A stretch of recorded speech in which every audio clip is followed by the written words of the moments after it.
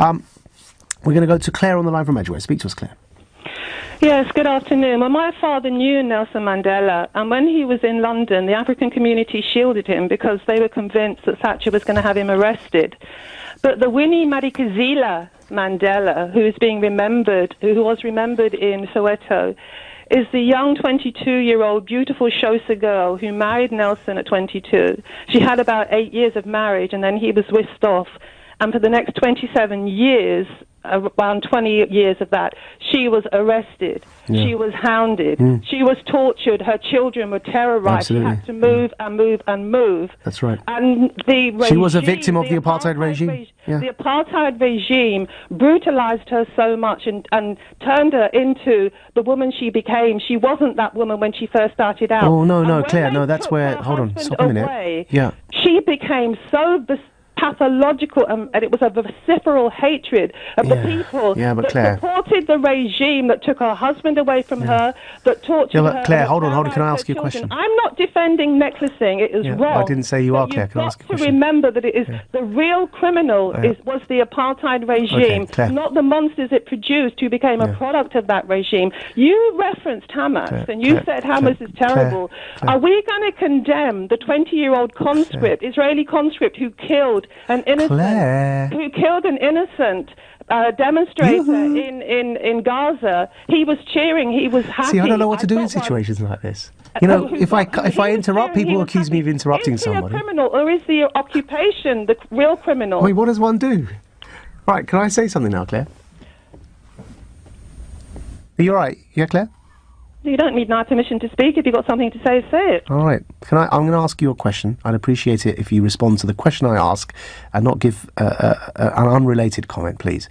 Now, the question I'm asking... You gave an unrelated comment. You pulled in Hamas. What has that got to do with it? What I'm saying is don't condemn the 20-year-old conscript who did it. He's a product of the apartheid and the occupation in Israel. We need Madikizela, and get her name right, please.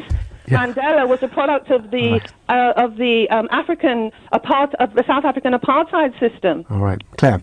Now the question I'm going to ask you is that others were brutalised by the apartheid regime. They were also tortured. They were also victims of the apartheid regime, and didn't resort to burning other black South Africans alive with necklaces, and didn't resort to torturing a 14-year-old boy to death who was also a black South African and not a member of the apartheid regime. And so what you've argued, yes, she was a victim of the apartheid regime, but at the same time, what we're discussing is why somebody like Winnie Madikizela Mandela responded in the way she did through brutality, and others didn't, which points to the difference in how human beings respond to tyranny. And what we're saying is, surely there's a better way to behave. This might come as a bit of a shock to you, Mr. Nawaz, but not all Africans are the same. She responded to the way she did, and she turned the way she did because of her particular form of brutality. Claire, can you just do me a sec? Just do me a favour a minute, Claire. Steve Biko was tortured to death. Had he lived, he may not have turned. Claire, you know what? Anything to do with the murder of Stumpy McKetsy. She said since you've made it about this obnoxious and absolutely, frankly, really patronising the ugly comment you've just made to me about Africans not being the same. Since you've gone there, what is your background? My family comes from West Africa. From West Africa. Claire, no, hold on a minute, Claire. Hold on, Claire. Yeah, you've made that point. Claire.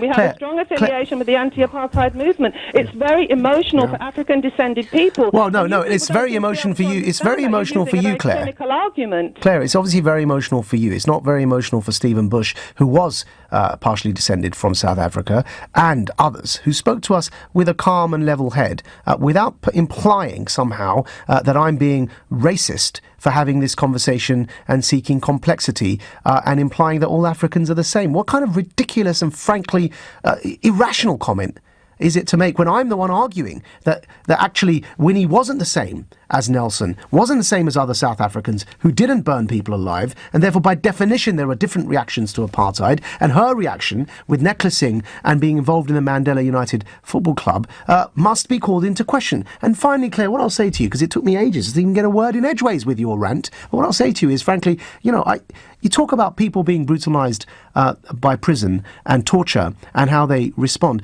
Please remember, you're talking to somebody that spent 4 years in an Egyptian jail as a prisoner matter of conscience, witnessing torture, witnessing people who were murdered before his eyes in jail, and I haven't come out responding by torturing other people to death.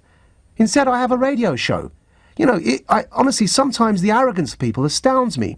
You're talking to somebody that's been through that experience. And I'm asking if there's a better way, because I chose a better way. I chose to become a commentator. I chose to speak in media, on radio, instead of replicating the torture I witnessed, which, by the way, Claire, was electrocution on the teeth and genitalia. Instead of replicating the brutality I witnessed and becoming the monster that I witnessed others had become to me and my comrades in jail, I decided to take a better path. And I'm questioning whether others should do the same. And I believe, Claire, since I assume you've never had to go through that horrific experience, that I have a level of moral right to have this conversation because of that past. So please don't call into question my own moral standing in this conversation by implying I'm somehow racist. We will make America great again.